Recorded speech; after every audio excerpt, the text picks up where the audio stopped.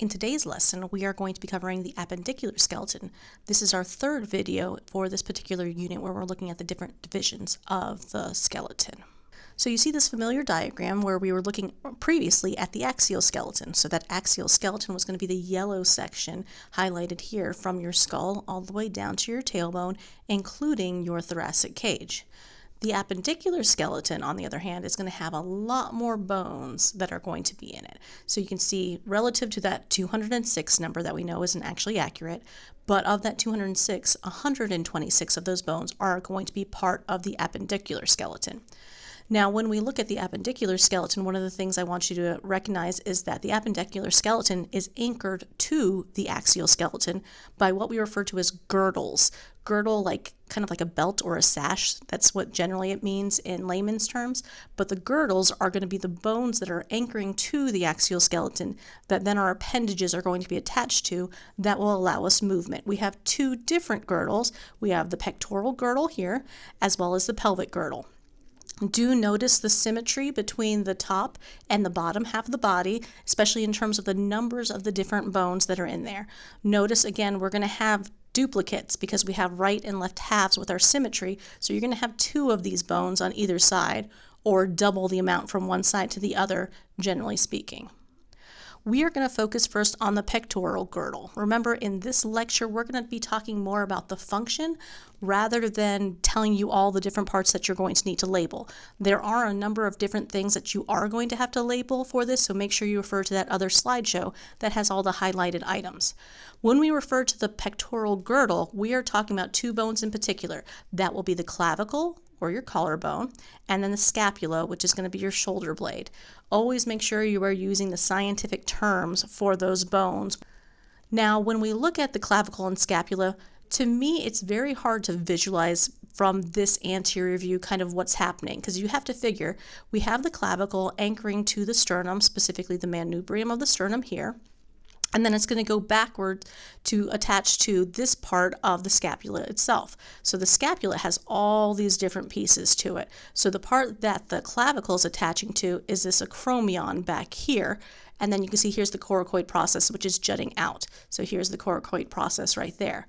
The clavicle is going to be like an S-shaped kind of bone.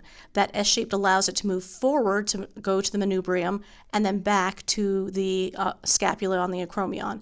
Now, you have this big gap in between the two because that's where your rib cage is going to go. So it's got to span across the rib cage from the anterior to the posterior. And like I mentioned, I find this kind of hard to visualize, so this little eye will bring us to here's an actual pectoral girdle that we have from a cadaver.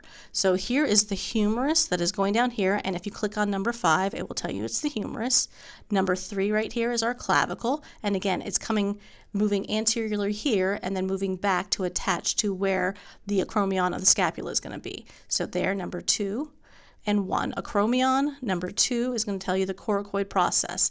So we can see from above that we're looking at, here's our clavicle, where this end is attached to our sternum, and then it goes back over here to attach the back side of our scapula. So you can see the scapula here making the wings on the back. So if you've ever noticed the shoulder blade on the back of someone through their skin, this is the part that's going to be sticking out that you can see. So the clavicle itself you can see is moving in and out. So this is really nice because it allows you to kind of move things around.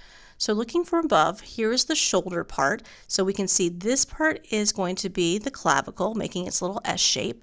You can see this one's much farther forward over here, and then it comes down posteriorly to attach to the scapula right in here. So there's the rest of the scapula. So everything in between here would be where your rib cage is going to be. So you have the link in there. Feel free to move this around. So this is the posterior view, so you can see here's the scapula, and here's the little wings that you would actually see through someone's back. Here's your humerus going down here, and you can see just the back side of the clavicle as it's attaching over here to the acromion. So now we're looking back here at the nice little diagrams that are not from the cadaver, so you can see the nice and clean view of it. So make sure you're paying attention to the medial versus the lateral.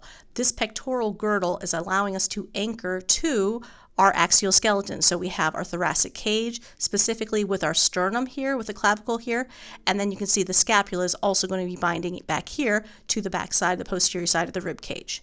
Notice this glenoid cavity. This is going to be the lateral view, so that's going to be like this section right in here, and that's where the humerus would fit into it.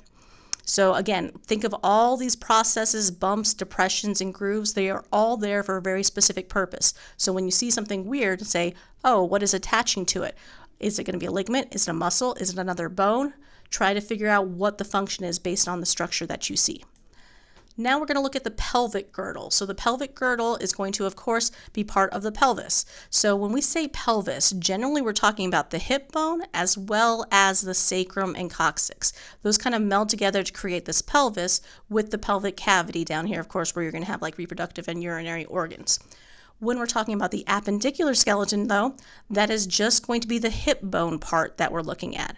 So when we talk about your hip bone or coxal bone has three different portions to it. It's going to be the ilium, which is the large flared portion. You have the pubis, which is going to be the front bone that's shown here in this little pink color. So that's the pubis on either side.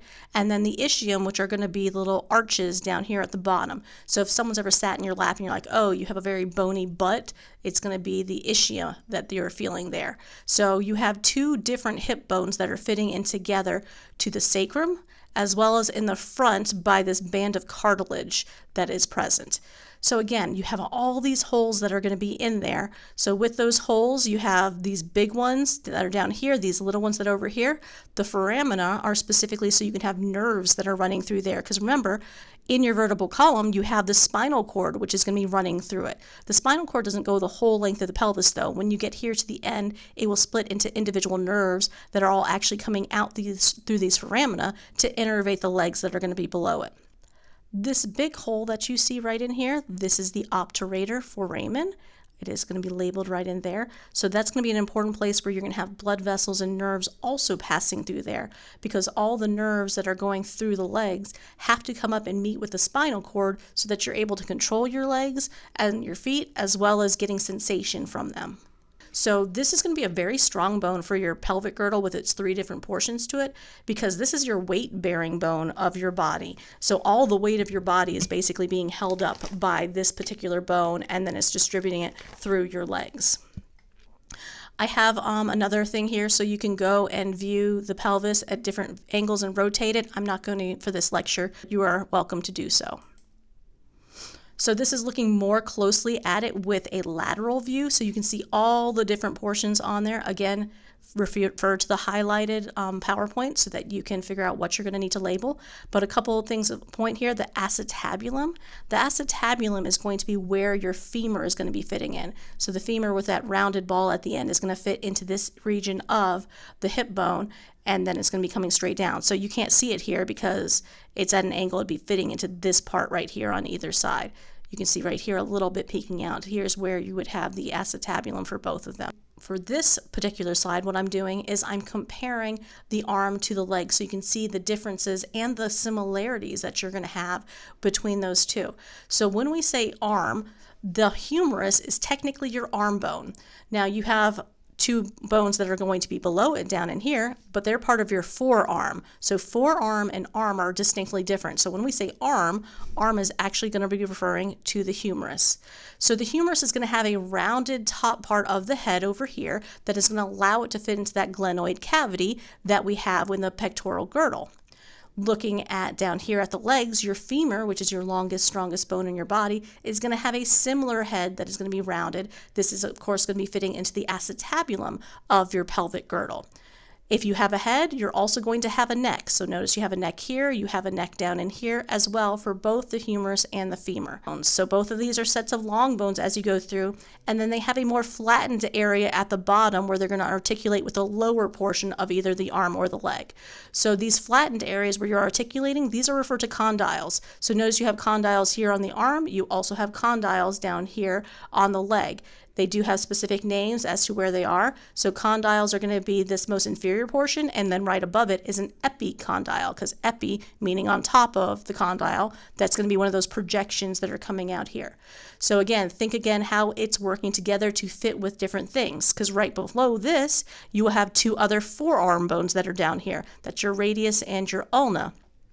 They're creating this joint, which is going to be your elbow. So the elbow is just not the pointy section that you feel at the end, which is the olecranon, but this is going to actually be the elbow, which is the bottom part of the humerus and the top parts of the radius and ulna. Same thing when you're looking at your leg bones. The femur is going to meet with 2 bottom leg bones as well, and that's going to be your tibia and your fibula. In this particular joint for your knee, it's going to be those 3 bones plus this largest sesamoid bone of your body, which is going to be your patella. So again, notice how they are fitting together, and that's going to give you movement around with it. We're going to talk more about how joints work in Chapter 9. So here, looking specifically at our forearm and our lower leg bones, we can see here's where you have the humerus fitting into it, so it kind of fits right into this little area to give us that hinge joint, which allows you to open and close the elbow.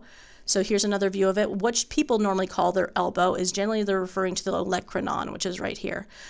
You can see the ulna and the radius right here. They are fitting together. They are not going to separate from each other because they have this interosseous membrane. Interosseous, inter meaning between, osseous referring to bone. So this is a membrane that's anchoring the 2 bones to each other so they don't fly away from each other. The lower leg bones have the same thing, where you have your tibia and you have your fibula, and they have their own interosseous membrane anchoring them together. Now here is one of the few cases where I say spelling does count. Notice tibia and fibula. They are very similar in that they have I's and they have A's at the end of it. If you write tibula or fibia, those are going to be marked incorrect because I don't know which one you're actually referring to. So make sure you're paying attention to the spelling here as you go through it. As you go down to the bottom right here, this is going to be the joint where you're going to have your wrist. So there are going to be little carpal bones that are going to be attached to the radius and ulna. And then down here on the leg, this is where you're going to have your ankle. And so your ankle is going to have the little tarsals that are going to be down here below. So now we're comparing our hand versus our foot. And again, look at the similarities that you're going to see between the structures. So for the wrist bones that we have meeting with the radius and ulna, those are referred to collectively as carpal bones. When you're looking at the ankle and the bones that are making up, going to attach to the tibia and fibula, those are tarsal bones. There are specific ones that I do want you to know for each of them. Again, refer to that highlighted section so you know which ones you're going to have to be able to label, but you don't have to label all of them. You do need to know that collectively these are all called carpals and these are all called tarsals. You do need to know that these are referred to as your metacarpals. So this is like the palm of your hand, and notice the numbering scheme. You can have the metacarpal 1 versus metacarpal 2. Metacarpal 1 is going to be counting from your thumb and then moving away from your thumb as they get higher. For the foot, you're going to have metatarsals. The metatarsals start counting from your big toe and then moving outward laterally from it to count. So you can have metatarsal 3, metatarsal 4. And then, of course, when you move away from the body and you're looking more distal, you're going to have your phalanges that are attached to the either metacarpals or the metatarsals, both of which are referred to as phalanges. The bones are essentially the same, other than their sizes. You're going to have, for each of the general fingers and most of the toes, you're going to have 3 parts to it. The part closest to the metacarpal is the proximal, then you'll have the middle, and then distal being at the tips. Same thing with your toes. You will have a proximal, you will have a middle, and you will have a distal. Both your thumb and your big toe, though, will only have 2 phalanxes or phalanges. So when you look at that, phalange is plural, phalanx is going to be singular. When you're looking at your thumb is technically referred to as your pollex, and your big toe is technically referred to as your hallux, both of which will have a proximal phalanx and a distal phalanx. The last part we're going to look at for the skeleton in particular is looking at the differences in the sexes between males and females. Generally, when we talk about different body systems, there is very little difference, other than reproductive system and urinary system, between males and females. But there are some distinct differences in the skeleton, and you can kind of sex and age a skeleton based on looking at different markings on there and then how big or small certain features are going to be. So looking at this, there are a number of different things you can look at. So generally, females will have a smaller cranium, and they're more vertical on their forehead area. So notice the male has more sloping. Generally, sinuses are larger in males, the teeth are larger in males, and the mandible tends to be larger and more robust than females. So you can see those differences in a typical skeleton. There are, of course, exceptions to all of these things. You can also look at the pelvis and see some distinctive differences. These distinctive differences are very important in terms of childbirth. So if you'll notice, this pelvic inlet that we have right here, this area It's going to be where you're going to have a fetus developing and then later getting pushed out for delivery. So it's very important that you have this wider structure right here with the pelvis, as opposed to the male, which is going to be more narrow.